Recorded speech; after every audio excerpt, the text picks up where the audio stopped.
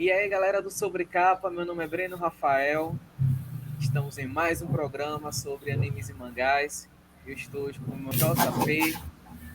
E aí, JP, bem-vindo de volta, cara. Fala pra gente o que a gente vai falar hoje. E aí, galera? E aí, Breno? Valeu pelo convite aí. Estamos aí mais uma vez. O assunto hoje, né? Cavaleiros do Zodíaco mais uma vez. Aliás, especificamente, né? A gente sempre fala de Cavaleiros do Zodíaco, mas hoje a gente vai especificamente mergulhar aqui, ó. Sente achou, né? Nós vamos falar um pouquinho mais dessa obra aí que durou, infelizmente chegou ao final, durou alguns anos aí. Nós vamos falar um pouquinho mais, né? Dar uma aprofundada, um panorama geral dessa obra, né, cara? É isso aí, JP. Santia Show chegou ao fim, né? No Japão. Ele estava sendo publicado desde 2013, substituindo lá a primeira fase lá do episódio G, né? Ela veio logo depois. E daí terminou Santa Show no Japão. Já já a gente vai falar um pouquinho desse final, JP. Controverso, a gente já trocou uma bola pelo WhatsApp e tudo. Eu sei que você não foi muito fã desse final, mas conta aí pra gente, JP, um pouquinho o que são as Santias, qual é o plot inicial da série. Cara, é basicamente uma trama ali ambientada, teoricamente, no universo principal do Cavaleiros, né? Qualquer dia a gente tem que debater as dimensões paralelas aí. Mas essa trama aqui, cara, ela me lembra um pouco, né? Para quem não leu os livros do Gigantomaquia, ela tem um quê ali de se encaixar no clássico, né? Diferentemente, a gente tem o episódio G, que ele se passa pré-clássico, né? A gente tem as histórias das guerras de Hades anteriores. Dessa vez, a autora ali, né, com a bênção do Masami Kurumada, né, a Shimaki Kuori, ela pega uma história para incrementar ali. A gente tem se passando de maneira paralela ao clássico, né? Então a gente tem o que seriam as Sentias, né, que são diferentes das Amazonas. A gente tem toda aquela questão, né, das Amazonas com as máscaras. As Sentias, elas são então as seguranças pessoais de Atena. Diferentemente dos cavaleiros, por exemplo, né, a Sentia Show ela começa, inclusive, antes mesmo do torneio galáctico, né, que é o início ali da história dos Cavaleiros de Bronze que a gente conhece. Então, as Sentias, elas começam a aparecer anos antes, né, mostra uma primeira investida da Ares para tentar conseguir o corpo de uma hospedeira, né? E aí, então, ela acaba sendo impedida pelo Miro, né? Sobre as ordens do mestre do santuário, e aí, anos depois ela volta novamente para atacar, né? Tentar conseguir ali uma hospedeira, que aí começa, então, a história das irmãs, a Shoko e a Kyoko, né?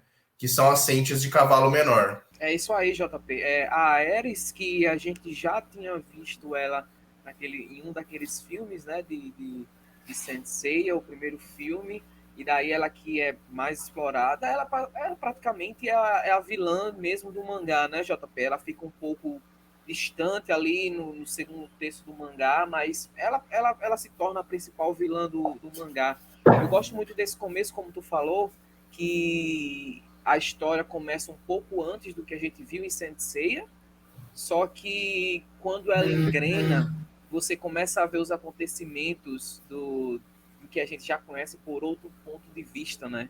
Você vê a Shoko lá assistindo a luta do Sei e do Shiryu.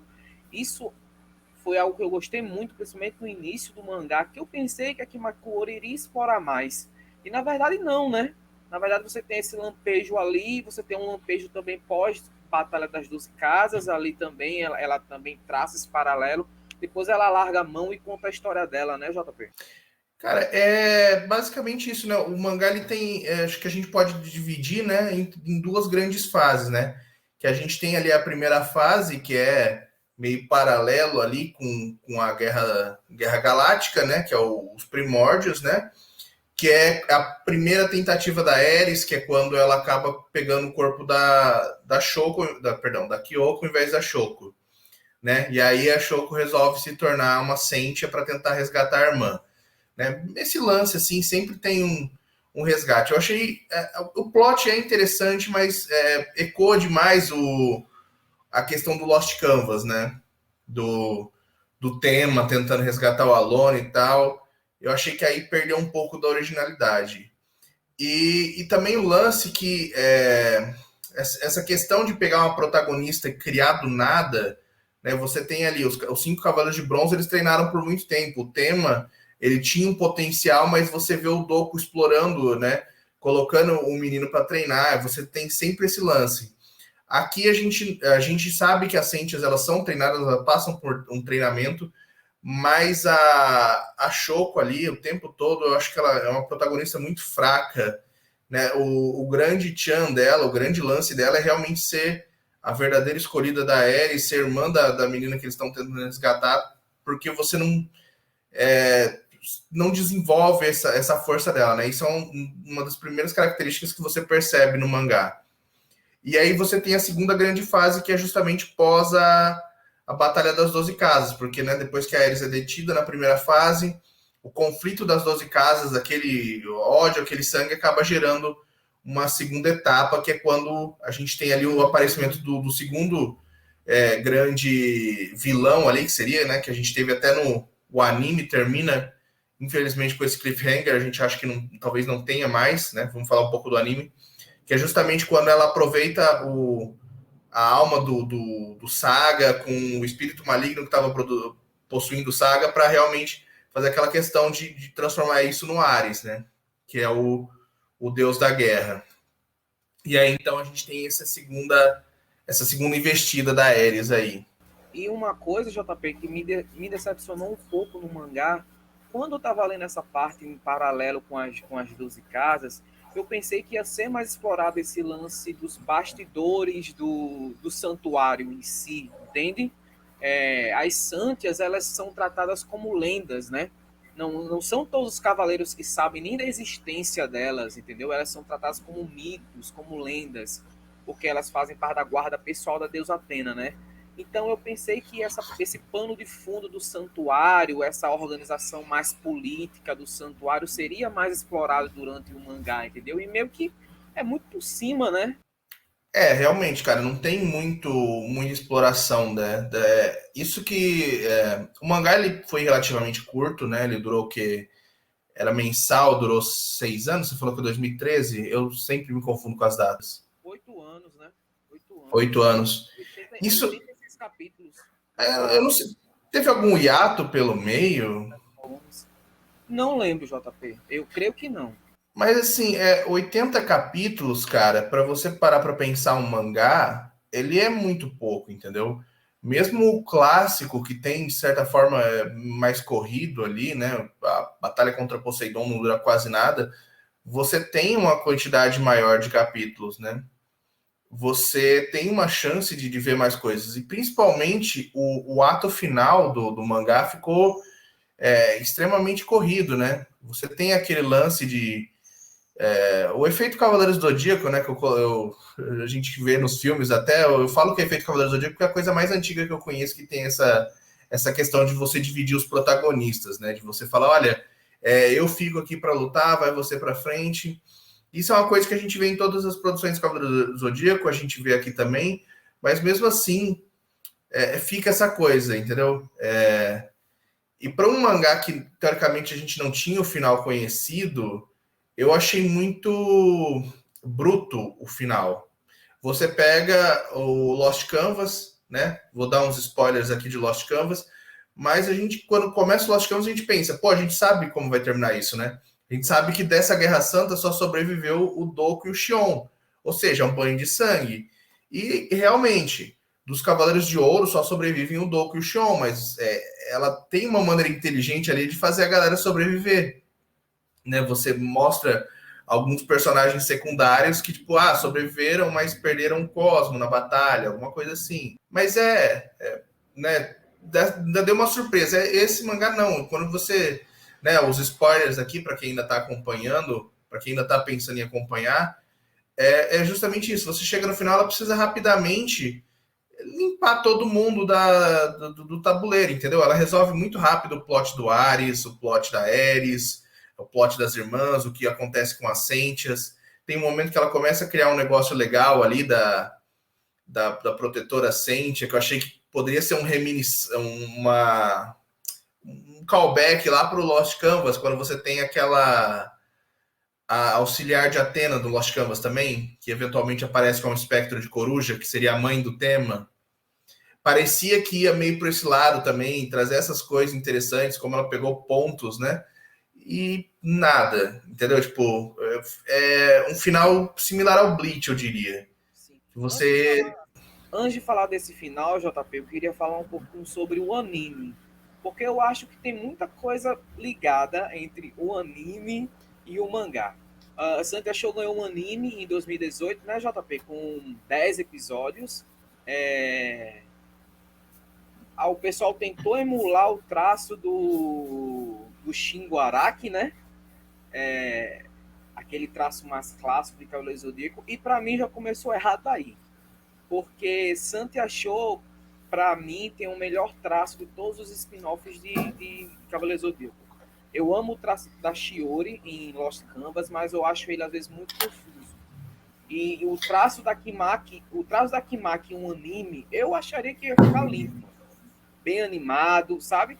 E daí eles tentam emular isso, condensa a história, faz um. Enfim, fala um pouquinho sobre o anime, JP. O que tu achou do anime? O traço da Kuori, cara, ela é interessante porque mostra como poderia ser o clássico se o Kurumada desenhasse bem, né? É isso.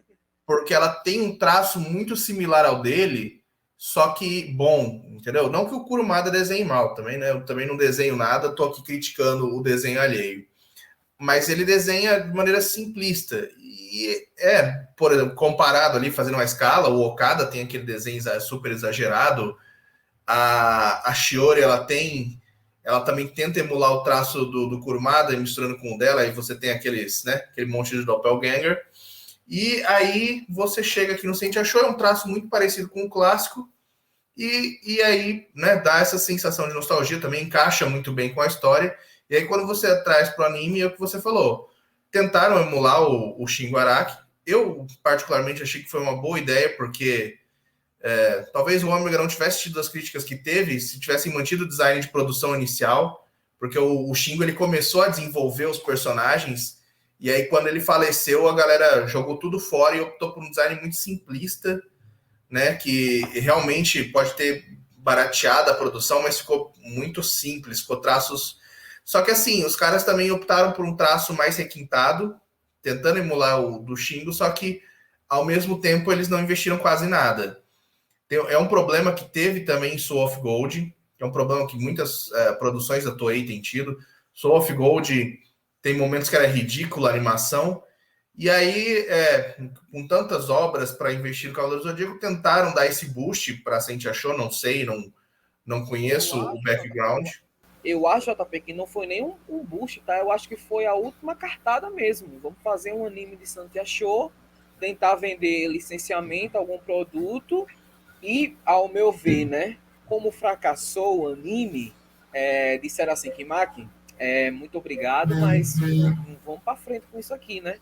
Porque a terceira parte do mangá, mano, é muito apressado já. É muito apressado. Cara, eu não sei o que tem acontecido, a gente vai eventualmente acabar fazendo o programa do episódio G, mas, por exemplo, você tem o episódio G Assassino, que é a segunda parte dessa, parece ser uma trilogia do Okada, também tem essa coisa. Você tá ali no meio da trama, que você pensa que tá ainda se construindo e de repente encerra. Só que ao mesmo tempo, né, já começa o hacking. Então, não entendo, porque tipo, foi cancelado, beleza, acabou, não vai ter mais. Encerrou.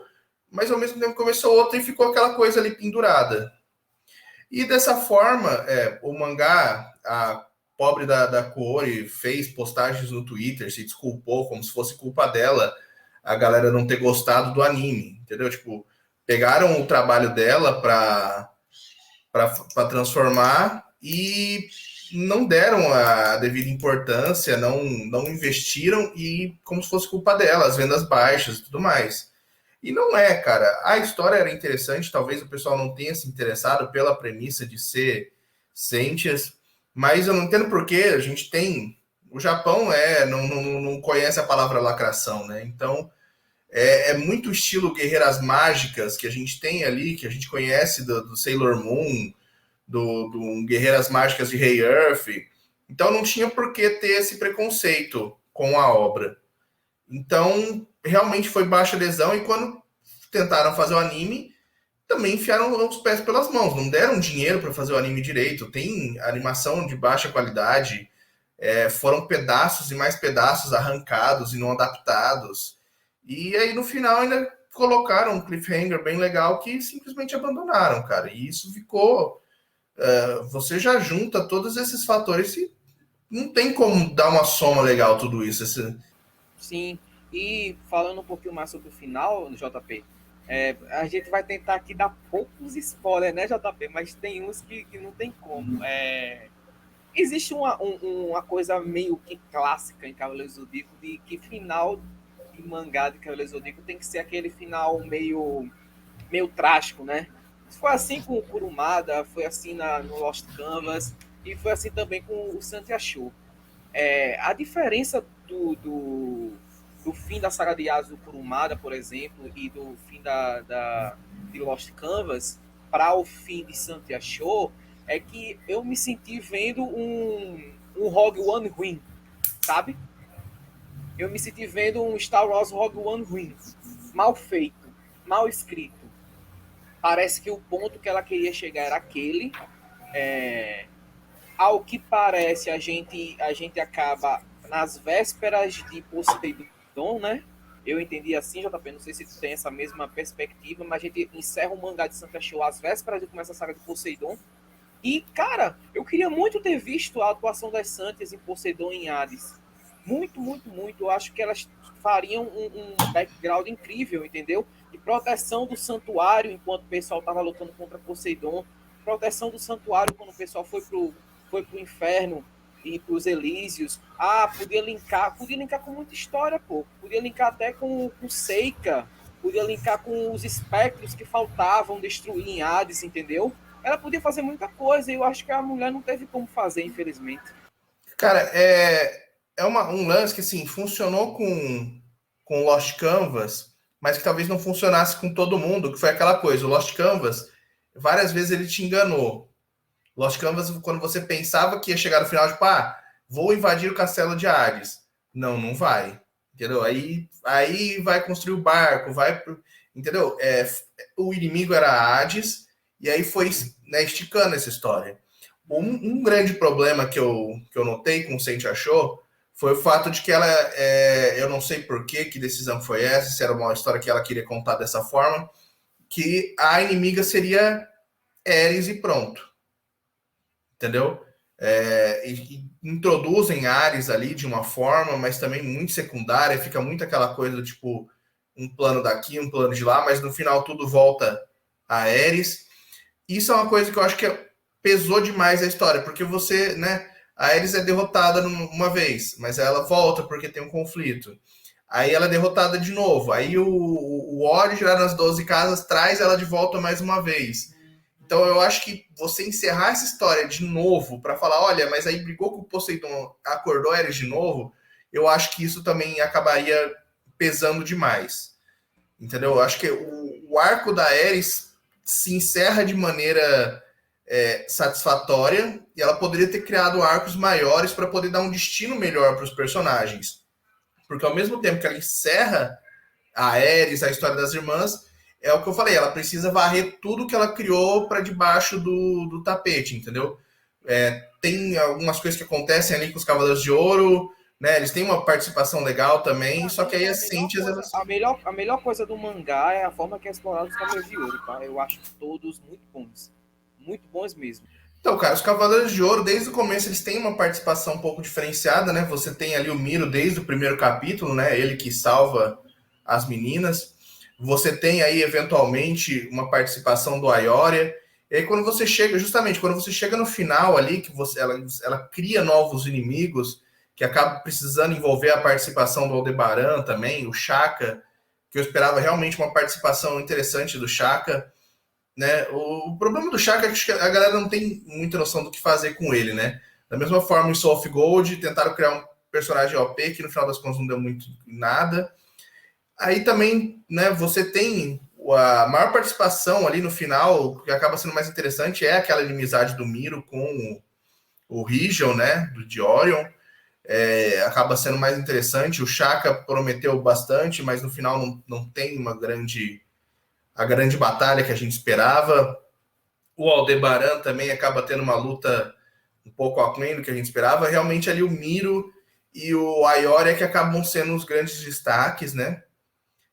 Você tem um lance meio tentativa de quebrar o Muro das Lamentações ali, que é legal, né, para os cavaleiros, mas realmente tudo fica muito breve. Dos últimos, terminou no capítulo 86, entendeu? Tudo tinha um desenvolvimento orgânico. Os últimos 20 capítulos, 25, são bem corridos, né, JP? Bem apressados. Você vê que. Os últimos 20 são, mas ainda assim tem alguma coisa interessante ali. Tem um ritmo acelerado.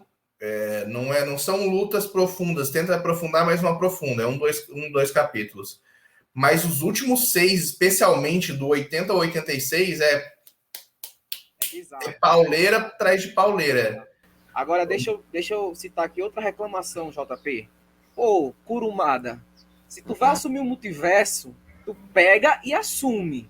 Porque, meu irmão, bota no Santia Show lá a Artemis e a Calisto, flerta uma ligação com o Next Dimension e cadê? Pô, mano.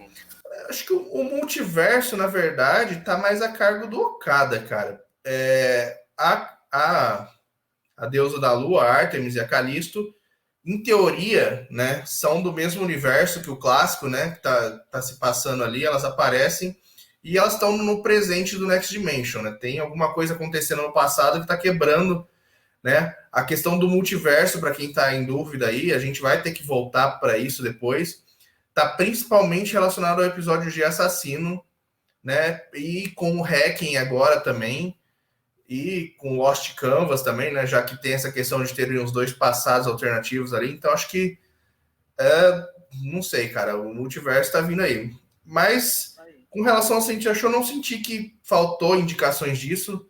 Talvez pudesse mostrar alguma outra coisa, algum outro personagem, né? Porque ali você tem no episódio G, você mostra alguns personagens do passado, né? Tipo um Death Toll ali, né? Que é do Next Dimension. Mas no Sentia Show, cara, foi realmente isso. Ele poderia ter inserido isso mais pra frente. Você poderia ter esse final agora, você poderia resolver, então, a história da Ares. Você faz igual o Okada, encerra, né, um arco, cria uma nova história, encerra a história da Shoko e da Kyoko e da Ares, segue para Poseidon, aí fala, não, aí Poseidon tem esses marinas aqui da sombra, sei lá, alguma coisa.